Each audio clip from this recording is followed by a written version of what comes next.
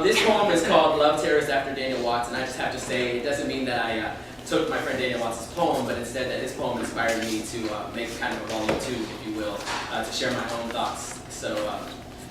So yeah, this poem's about how it seems like every day you turn around and what's going on that's wrong is louder than what's right. And in news or in conversations, your timelines, your news feed, everybody's discussing the negative versus the positive. So.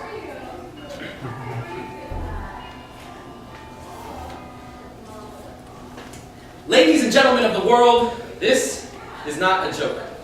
I am a part of a vigilant and militant group of individuals, and I implore you to give me your undivided attention. If you wish to see peace on this earth, then I have a very specific and detailed list of demands that must be met, or I will be forced to take drastic action. 1.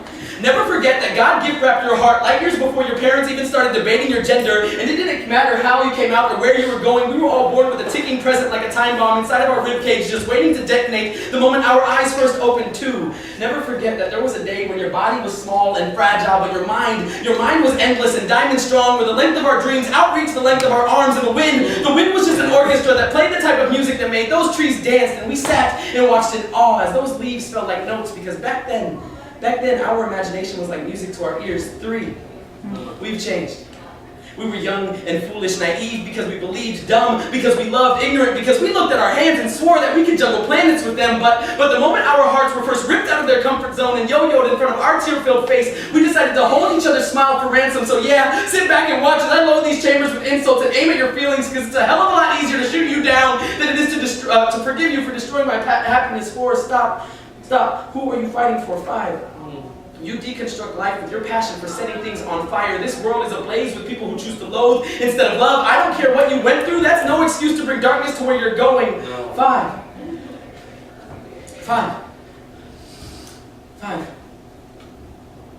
Find your fight. And wake up with the passion of a single mother army marching to war. I mean work, because they know that back home waits a child with a dream-filled stomach that only gets fed through their fight. 6. Wake up with the passion of a single mother army marching to war. I mean work, because they know that back home waits a child with a dream-filled stomach that only gets fed through their fights. 7. Be a love terrorist. Strap hope-filled dynamite to your ribcage and drop bombs of benevolence on every single person you hate. 8. Find your fight, because it will define you. And I'm not asking you to turn the cheek, but I think there's a reason people say your heart's about the same size as your fist. So do me a favor and sucker punch your next victim with worship. Find your pearly gates the way I have, a lost wanderer who found heaven on the stage, met God through a microphone, and found the scripture in your snaps. 9. Watts prescribes that once diagnosed, be contagious. Let your love become infectious. Spread it like a sickness. Let it travel across countries, overseas, across colors and classes. Do not hospitalize. Do not quarantine. Do not vaccinate. This life is a blessing, and then you die. What a better way to die than from loving to death. 10. Fuck hate. Yeah. Ladies and gentlemen of the world, there is a God in your voice, a heaven in your pulse, and an eternity in your decisions. Love is a weapon of mass construction. Use it at your leisure. These are our demands.